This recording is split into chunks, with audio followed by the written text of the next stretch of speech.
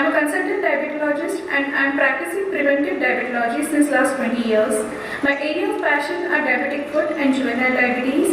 Also, I take keen interest in treating diabetic patients with technology that is insulin pump therapy. India is already world capital of diabetes. Let's all unite to fight against diabetes. And my heartiest congratulations to Team Medimeet 2022 for the super success of Congress. Thank you so much.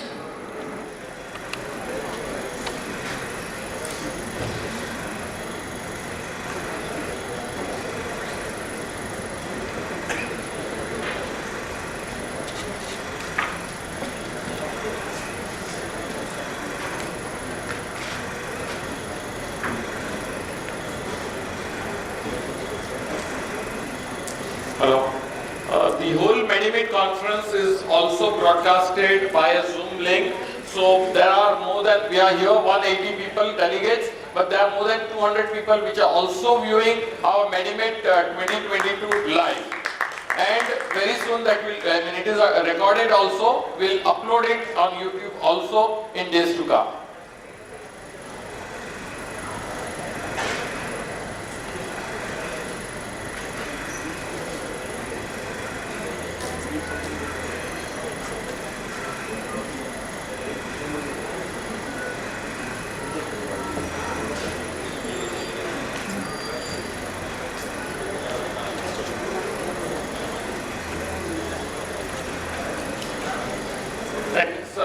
Some technical error, she's there online, but it's taking time. Rajesh? Rajesh has come.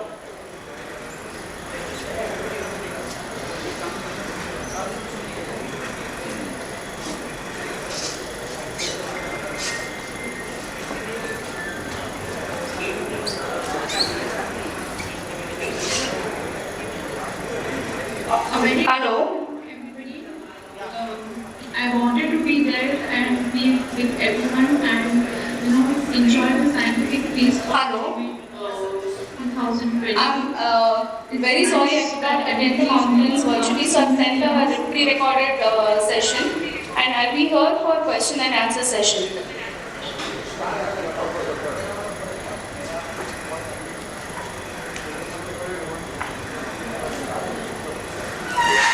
Wanted to be there and be with everyone and enjoy the scientific piece of Medimeet. Uh,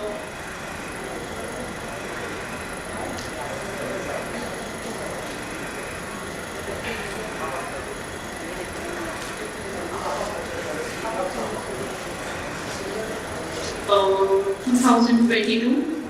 It's nice that everybody is meeting after so many years. We are having an offline event. So my best wishes and for you. Congratulations, super success of Medimeet, and congratulations organizing team of PMD. Now I'm just going to share my screen.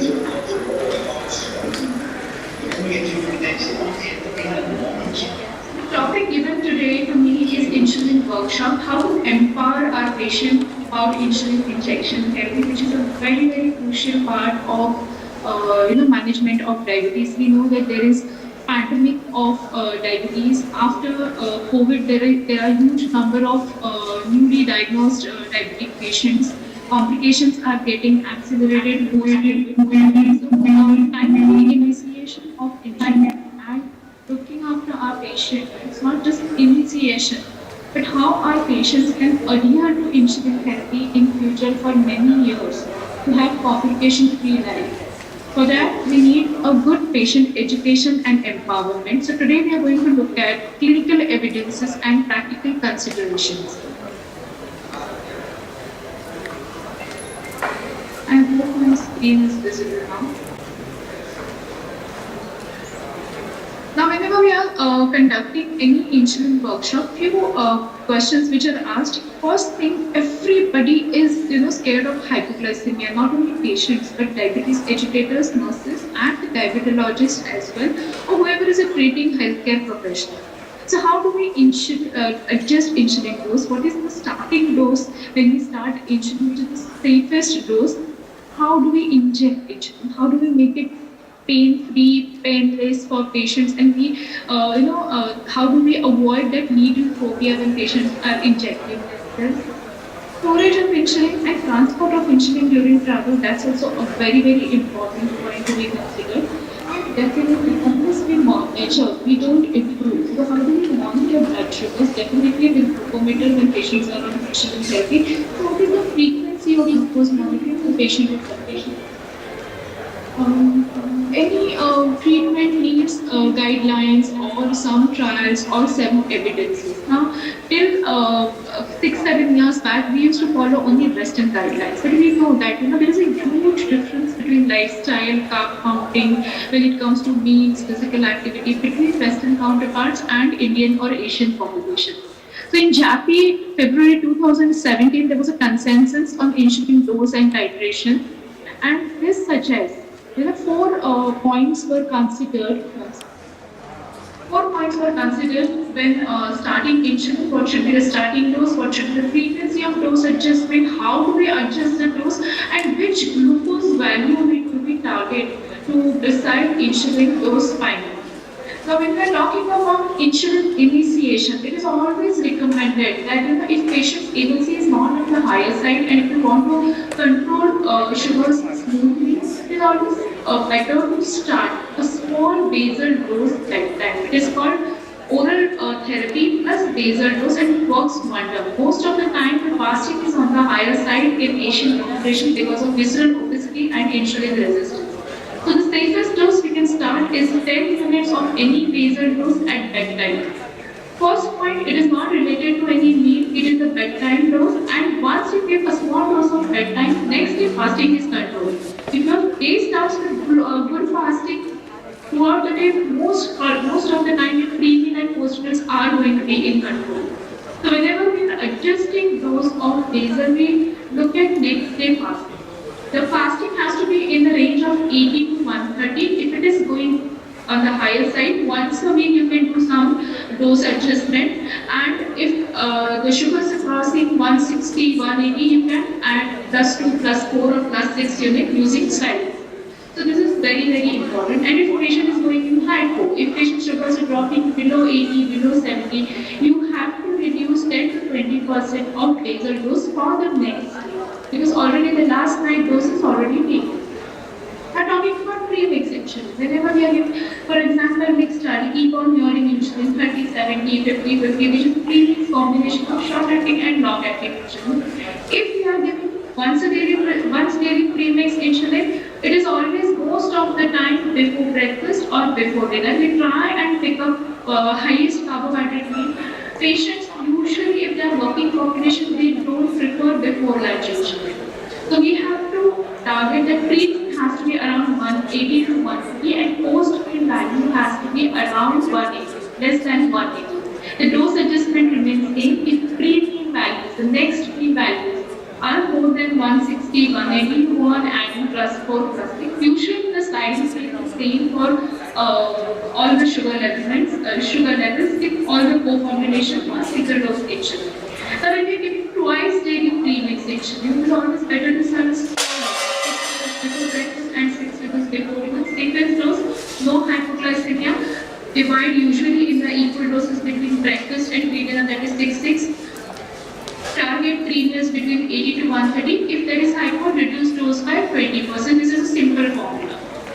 When we are giving this complicated regimen, which is not preferred nowadays because you have to give multiple doses, there are some patients who have post-meal issues and brittle sugar, glycemic variability. Such are the patients where we give basal insulin at night, and we cover 3 meals, that is breakfast, lunch, and dinner with all short-acting insulins. In such scenario, the starting dose is around 4 units everywhere, before breakfast, before lunch, and before dinner. You can reduce basal dose because we are giving too many, short-acting insulins. And when it's hypo, you can reduce dose by 10 to 20%.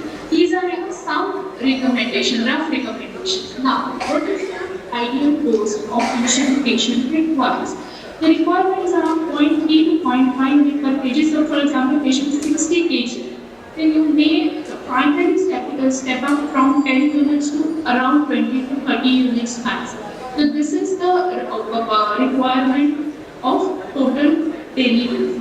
Whenever you're giving basal insulin, it has to be 40% of that. So if you're saying 30 minutes is the requirement, you can give around 10 to 15 minutes back then. Do not try to exceed that dose because patient can go in hypoglycemia. So whenever we are dividing, the 40% is given at basal bedtime, and then 60% of it is given in divided 2 doses or 3 doses depending on the pre-meal or post-meal. Dose adjustment remains same, that if sugars, ideally the pre-meals should be around 80 to 130. So whenever we are empowering patient for insulin injection, technically give them some targets on SMBGs, on glucometer values. Pre-meals, that is fasting, pre-lunch, pre-dinner should be between 80 to 130, and all post-meals. Post-breakfast, post-lunch, post-dinner, to some extent post-evening snacks also, because in India or especially in Mumbai, evening snacks where working population has some carb meal at around 5 o'clock, 6 o'clock. So those meals are also very important. So all post-meals should be less than 180 for them to have complication-free life for very, very long time. Now let's discuss some cases. This is a typical case, patient diabetic since last 10 years, patient having some neuropathy complaints, taking insulin religiously before breakfast. Patient is a working patient, so he finishes his insulin dose in the morning. In spite of him taking insulin so regularly, his A1C is around 8.5, fasting is around 181, and PPG 230. Now, this is the calculate insulin dose change for him, but before that, he needs some readings. And these are very crucial part of insulin adjustment. You must have some glucometer readings with you to adjust those in the initial part and definitely in the long-term part as well.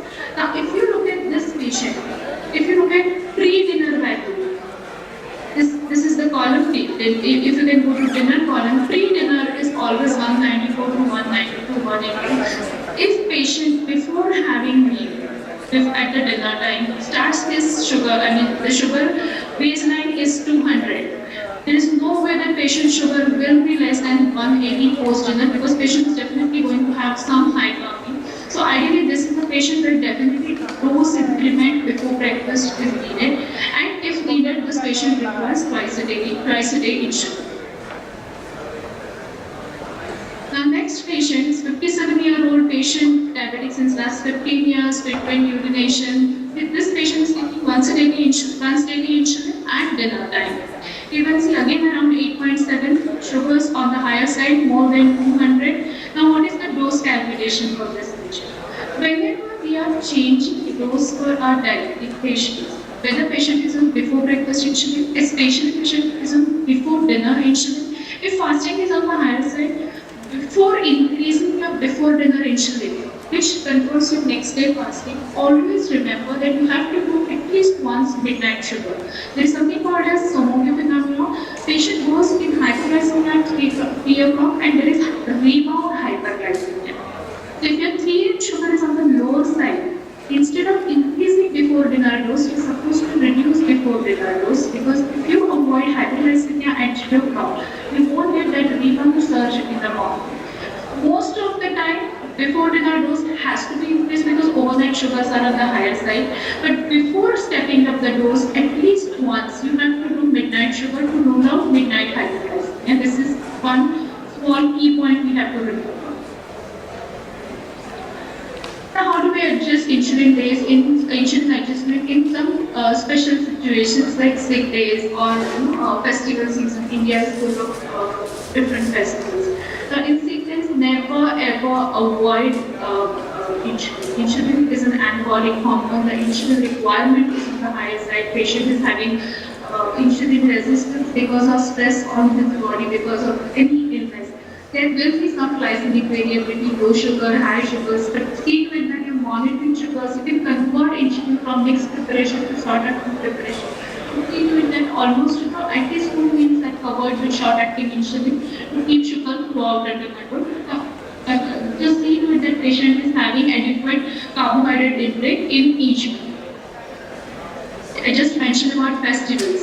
Now Ramadan will be having Ramadan festival, and we'll have to monitor our patient Short duration fastings are always 12 to 15, like Karwa Chauth, Guri Purnima, and this is a 1 day fast. Frequent short duration fastings are Purnima, Ekadashi, Sankashti, and I think semi-long fasts are like Navratri, Paryushan, Ramadan, where at least 7 days fasting is followed. Now these are the situations where insulin dose adjustment becomes very crucial. You can't stop insulin, you can't omit insulin because that will again put a lot of stress on your body and give rise to hyperglycemia and ketosis as well.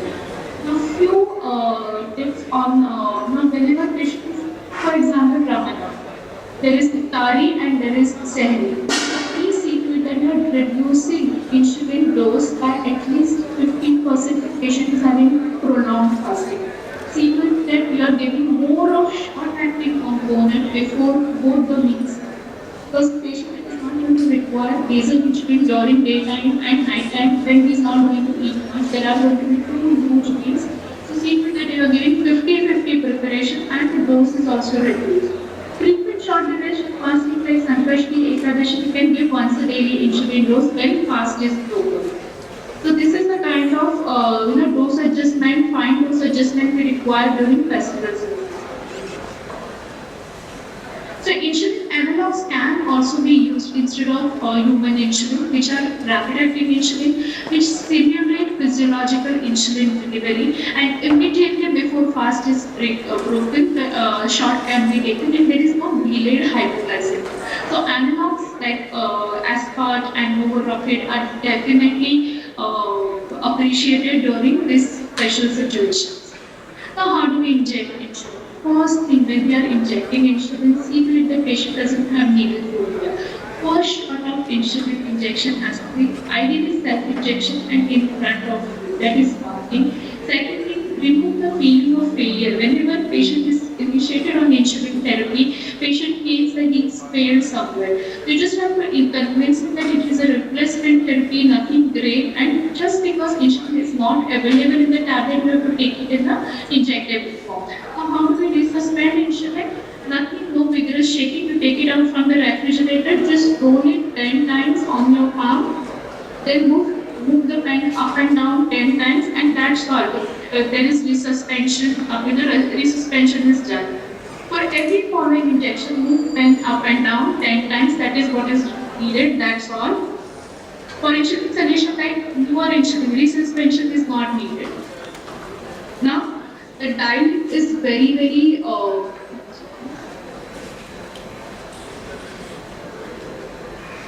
the dialing is very easy. The window which is given here is a magnified. It has a magnified glass. So dose can be corrected. The dose can be dialed.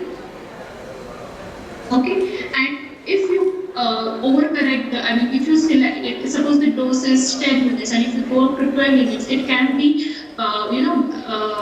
you can just go backward and you can correct the dose. That is one thing. So when you give injection, it is you have to hold it like a pen and just go perpendicularly. There is no angle. The pen needle length is very small and it is a subcutaneous insulin, so you just have to hold it like this. Keep your thumb on the plunger, just go perpendicularly. That's all. You just have to lift the skin fold little bit and just inject it. It is that simple and it is absolutely painless. Once you inject it, at least wait for 6 seconds. It's very crucial. You have to rotate the side. On the abdomen, you can't just keep on giving injection at one side. There will be lipohypertrophy. So there is something called as insulin grid which is available. You keep it around your navel and the directions are given how you have to do it. The best ideal site for insulin injection is always abdomen. Never give injection on the arms. The arms, we keep on moving our arms, and more it moves, there will be faster absorption of insulin leading to hypoglycemia. And if at all you have to give insulin on the lower limbs, it has to be given at night when lower limbs are at rest. So this is how you have to keep on rotating your insulin sites to avoid lipohypertrophy. Very important. When you are giving injection, don't pinch very hard. You shouldn't be taking muscle muscles along along its skin core. It has to be only subcutaneous insulin. Mind you, when you get intramuscular injection, the absorption is fast and there will be hypoglycemia. It has to be a light, upliftment of skin core, giving only subcutaneous insulin. We have to remember this in individuals and in children as well. Now the main question, how frequently we change the needle? How frequently we change the needle is very important. At least, the recommendations are one needle, one use and throw it. But maybe 2 to 3 uses. I have patients coming to me who come to me in Mercedes, they still use this needle for 1 month. I don't know why. They want to save money on needles, but this is what happened. Bleeding, losing, there is lipohypertrophy, contamination, infection, and there will be insulin antibody formation at the site, and there will be a lot of glycemic variation. And eventually, if you require 10 units of insulin, those sugars just keep on shooting up because there is hypertrophy, there are antibodies formed, and sugars are shooting up, and eventually you require a higher dose. So see to it that the patient is not, reusing this needle for a long term. How do we store insulin and transport insulin? The temperature recommended for cut, and this is the disposable insulin. This patient is going to undergo surgery, the patient is on bed rest, patient is on steroids. You don't have to go for a permanent way. There are these disposable pens which have a similar mechanism, and you can use disposable and for permanent. Now the storage should be between +2 to +8. Never should be less than 0. Never keep it in the refrigerator. There can be displacement of the plunger and lot of cracking of the wires. Frozen insulin doesn't act properly. It can become inhomogeneous, non-sterile.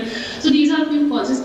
But if you open insulin cartridge and if the cartridge is in the use and you want to carry it everywhere to the office or wherever, this can be stored between 10 degrees to 30 degrees for 4 to 6 weeks.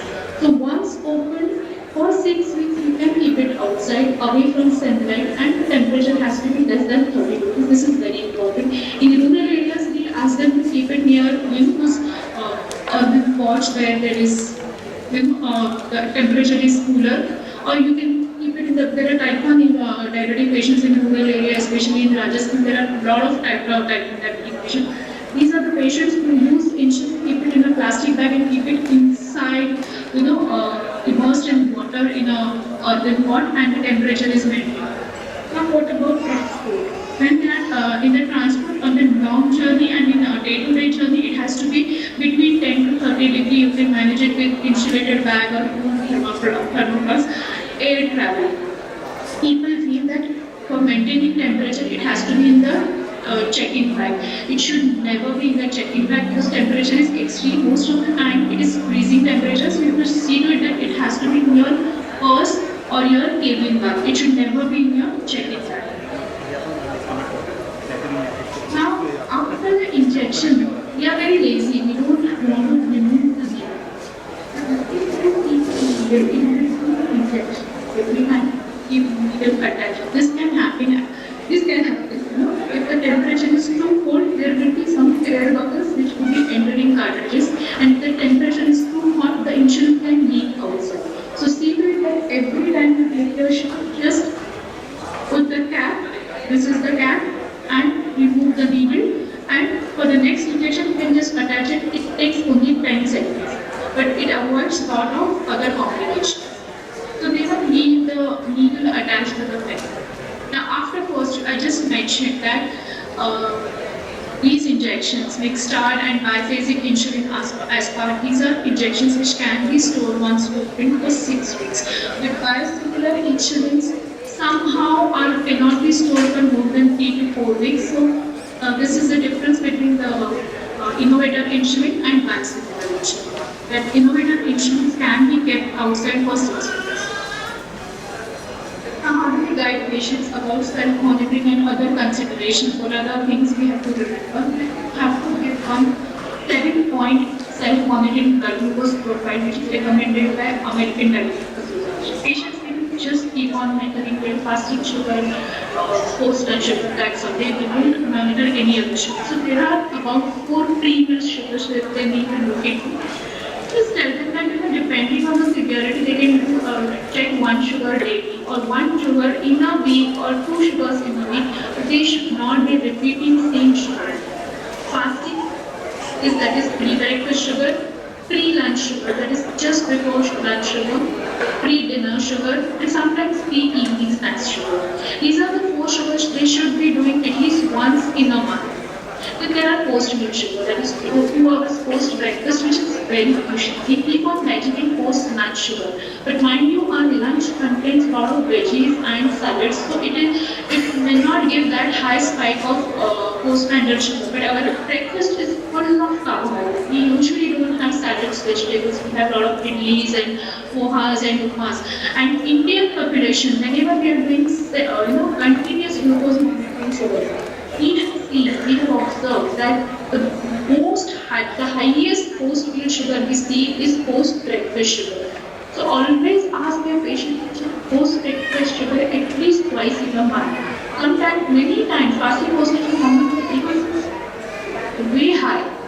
We ask for post-breakfast sugar, many times post-breakfast is about 250. They feel vada is unhealthy and idli is healthy, so they will have 7 idlis in a day at a time at breakfast. Plus they will have fruits, plus they will have dry fruits and post-breakfast sugar.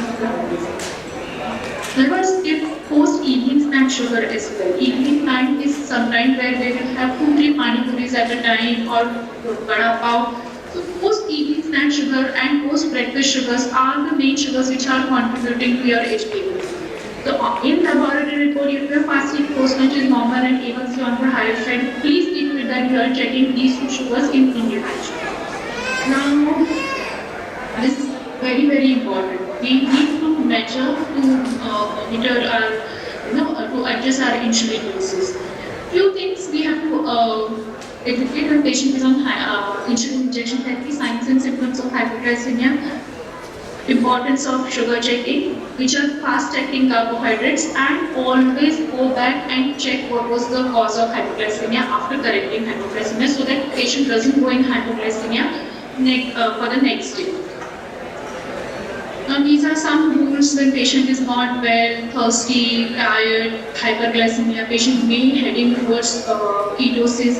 So ketosis, hyperglycemia, first treatment is hydration and insulin therapy. And then you treat the cause definitely. But never stop insulin and never stop your oral liquid intake. These are two things you have to just emphasize on when you are educating your patients. Driving and implication, there are patients who are on insulin therapy and if their A1C is normal, glycemia is not very brittle, they can definitely continue with driving. Long distance driving, they have to check sugars before driving. If it is more than 4 to 5 hours, they should be checking sugar during driving. They should take regular breaks to have some carbohydrate, avoid hypoglycemia, and they should have some glucose tablets or hypo tablets handy to manage their hypoglycemia. So in summary, successful insulin treatment needs first good doctor-patient relationship, patient empowerment, feeling of failure while initiating insulin has to be completely removed from patient's mind. It's not that patient is failing somewhere, that is why we are giving insulin. Whenever you are having some communication with your patient comes to you with A1C, and if you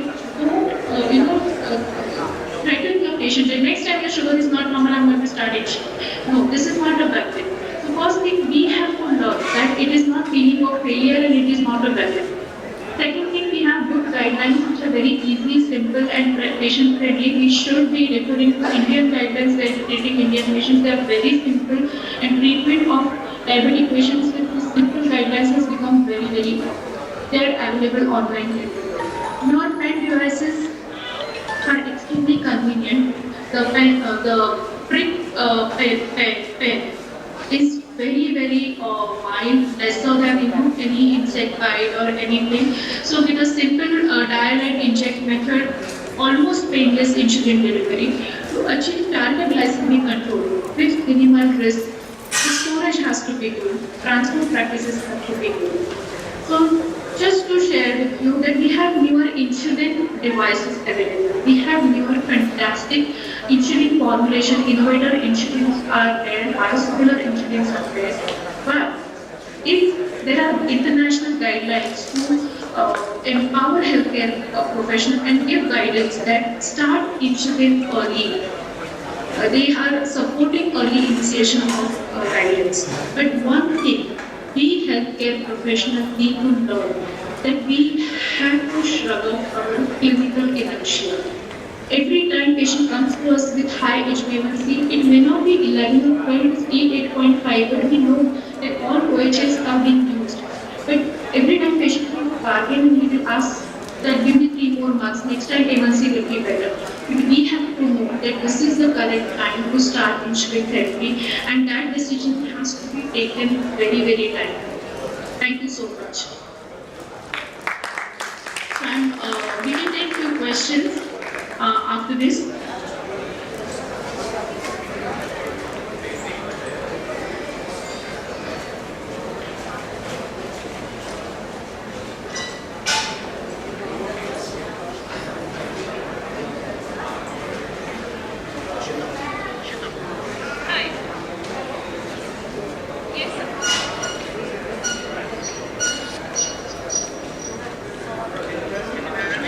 Yes, sir, absolutely, clearly. Question for you. Getting a question for you. Yes. Yes. Yes. Yes. Yes.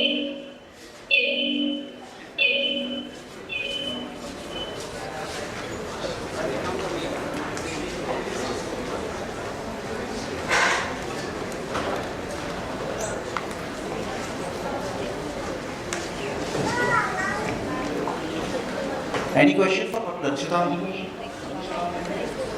Yeah.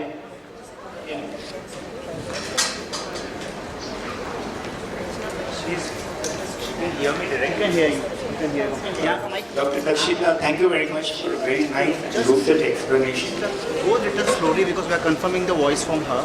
So go a little, just wait for her reply to come. Am I audible to you, Dr. Dakshata? So I'm not getting a question. Yeah.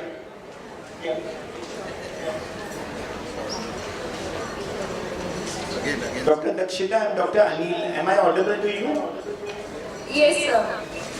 My question to you is, Dr. Dakshata, is it necessary that we should totally exploit the beta cell before we actually start insulin? Are we going to just go on beating the beta cells? Hello? Am I audible to you? Am I audible, Dr. Dakshata? So what I get from, I'm not able to hear clearly. The question which I'm getting is probably before the beta cell failure sets in, why do you want to start insulin injection? Was that the question, No, it is the other way around. Why should we wait for the beta cell to fail completely? Why not start little early before they are burnt out completely? Am I audible now? Absolutely, sir. So I think it's a great question. This is the ideal way to start insulin. It is called, OHA-supported insulin therapy. Initially, when diabetes is diagnosed, resistance is more and deficiency is less. So we need to give good sensitizers like metformin and pioglitazone. And there is good beta cell result producing insulin. That is why we overuse sulfonylurea. And within 5 to 7 years, actually the stage comes when there is beta cell failure and there is complete beta cell exhaustion. And this is typically seen in Asian population. So in Indians, we should be starting a small basal dose of 10 to 12 units bedtime, which gives some beta cell rest. And there is definitely, neoproliferation of beta cell in that period, and physiological insulin is also produced. There are so many trials where insulin is started within within 5 years of diagnosis of diabetes, and these are the patients who have done extremely well, no complications for 25 to 30 to 40 years of diabetes, and we are seeing this in our clinical practice as well. Patients who are long-standing diabetics where insulin in a small dose was started and patient continued insulin along with OHs, the complication, microvascular and macrovascular complications are very, very less. So I totally agree with you that we should not be waiting for beta cell to get exhausted and start insulin therapy after 15 or 20, 25 years of diabetes. Yes, it should be early initiation of insulin. Dr. Dakshata, if I am not mistaken, Dr. Mohan, who is supposed to be the father of Indian diabetes education from Madras, Chennai now, he had told us very categorically in his studies that if you start insulin from the word go at the outset of diabetes, for 1 year the patient automatically remains in normal control, normal glycemic control, and later on you may actually start a very small dose or a OHA or a GLP-1 or a SGLT2, whatever you like. Absolutely, sir. So when diabetes is diagnosed, if sugars are on the higher side, there is a lot of glucotoxicity. And when this glucotoxicity is handled with initiation of insulin along with probably metformin, which is a sensitizer, there has been cases where there were reversals of diabetes for 5 to 7 years. And eventually patient required OHs. But if insulin is given at the time of diagnosis for short duration of time, beta cells get rest, and there are cases where reversal has happened. One last you question. Stop insulin after about 6 to 8 months. One last question, Dr. Dakshita.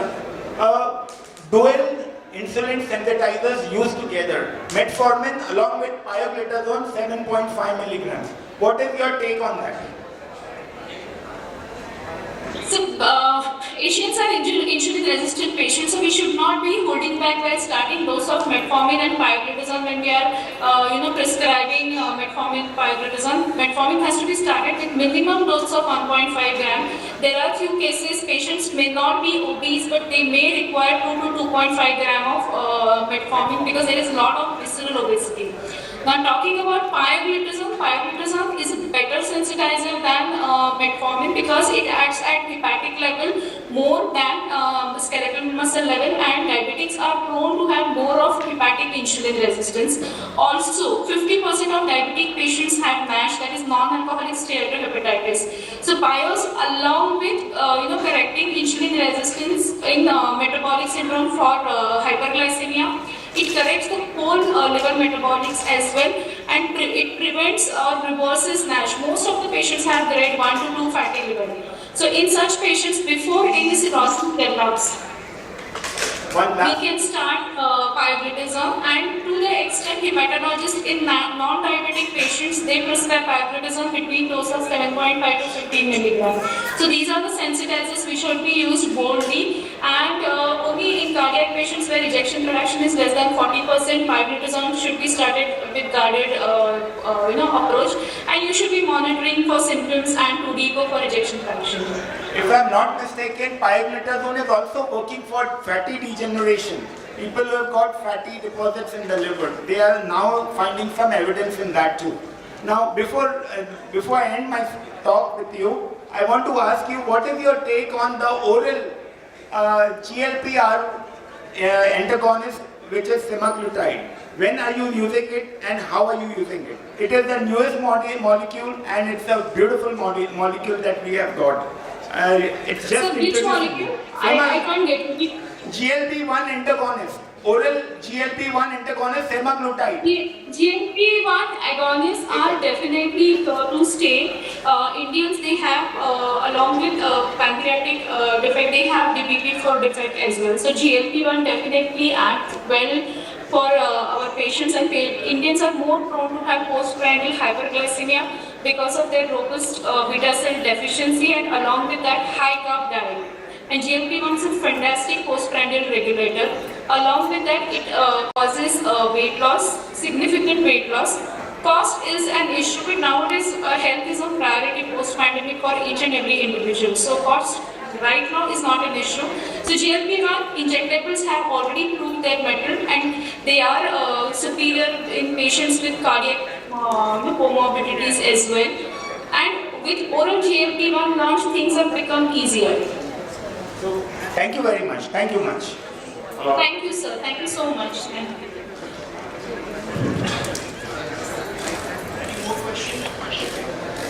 Any more questions? Okay. Fine, that's all. Sir, the insulin pen is provided in each table for practical, approach. You want any assistant representatives are also there to assist you. So anyone who would require. You all got the insulin pen on your table, right? You need any assistance? The volunteers of Dakshata Padhye are there with the raised hands up.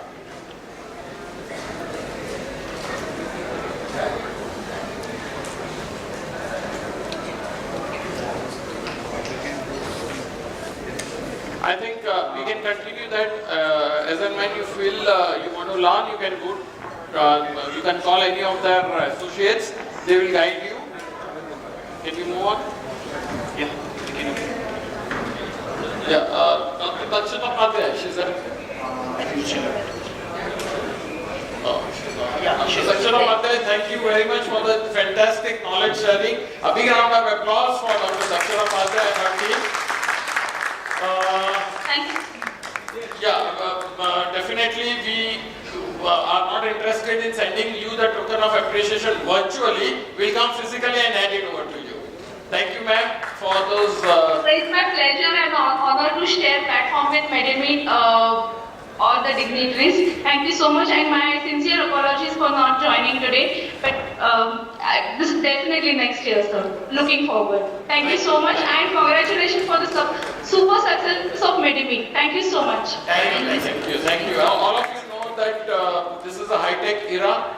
During the COVID, most of our seminars were virtual, were online.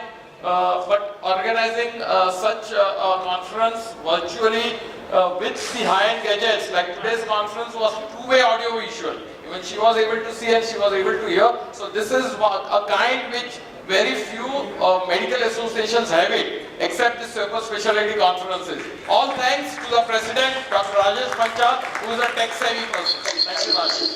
Thank you, sir.